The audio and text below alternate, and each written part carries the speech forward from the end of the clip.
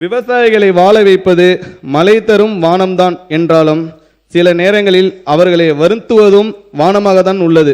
இந்த ஆண்டு ஏற்பட்டுள்ள சூப்பர் எல்னினோ நிகழ்வினால் நாடு முழுவதும் குறிப்பாக குறுவைப்புறத்தில் பெரும் தாக்கம் ஏற்படும் என்று எதிர்பார்க்கப்படுகிறது. இதில் தமிழ்நாட்டில் 12 மாவட்டங்களில் அதிக தாக்கம் ஏற்படும் என்றும் கணிக்கப்பட்டுள்ளது. எனவே தமிழ்நாடு வேளாண்மை பல்கலைக்கழகத்தால் அனைத்து மாவட்டங்களுக்கும் தயாரிக்கப்பட்டுள்ள மாவட்ட வேளாண்மை இடை ஏற்பாட்டு திட்டம் டிஸ்ட்ரிக்ட் அக்ரிகல்ச்சர் பிளான் மாவட்ட ஆட்சியர்களுக்கு அனுப்பப்பட்டு அவற்றில் குறிப்பிடப்பட்டுள்ள நடவடிக்கைகளை ஒருங்கிணைந்த முறையில் செயல்படுத்த அனைத்து ஏற்பாடுகளும் தீவிரப்படுத்தப்பட்டுள்ளன. மாம்பழத்திற்கு குறிப்பாக பெங்களூரா ரக மாம்பழத்திற்கு கடந்த ஆண்டு போலவே இந்த ஆண்டும் போதிய விலை கிடைக்காமல் விவசாயிகள் பெரிதும் பாதிக்கப்பட்ட நிலை இருந்தது.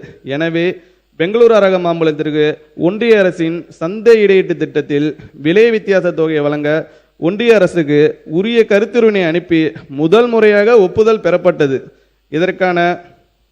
இதற்கான நெறிமுறைகள் வகுக்கப்பட்டு திட்டம் தொடங்கப்படுவதற்குள் பெங்களூரா ரகத்தின் அறுவடை முடிவுற்ற நிலையில் 6 மெட்ரிக் டன் மட்டுமே கொள்முதல் செய்யப்பட்டிருந்தாலும் திட்ட நடைமுறைகள் தெளிவாக வகுக்கப்பட்டிருப்பதால் இனி வருங்காலங்களில் இத்தகைய நிகழ்வுகளை விரைவாக எதிர்கொள்ள வேளாண்மை உழவர் நலத்துறை முற்றிலும் தயாராக உள்ளது.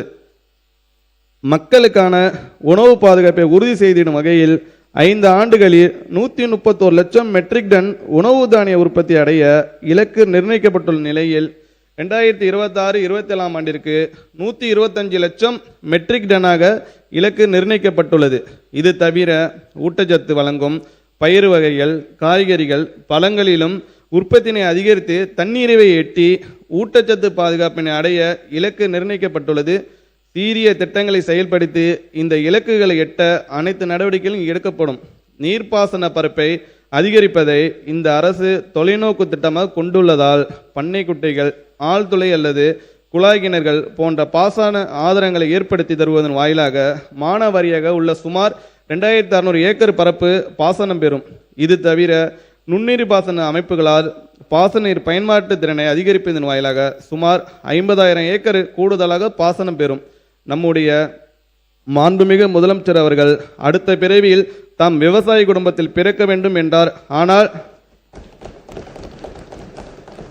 ஆனால் இப்போதே அவர் எல்லா விவசாய குடும்பங்களுக்கும் மகனாக தான் இருக்கிறார். அதனால்தான் பயிர் சாகுபடியை தொடர்ந்து மேற்கொள்ள உழவர்களுக்கு வழங்கப்படும் இலவச மும்முனை மின்சார சேவையானது இவ்வரசால் எவ்வித தடையுமின்றி தொடர்ந்து வழங்கப்பட வேண்டும் என்று அறிவுறுத்தியுள்ளார்கள்.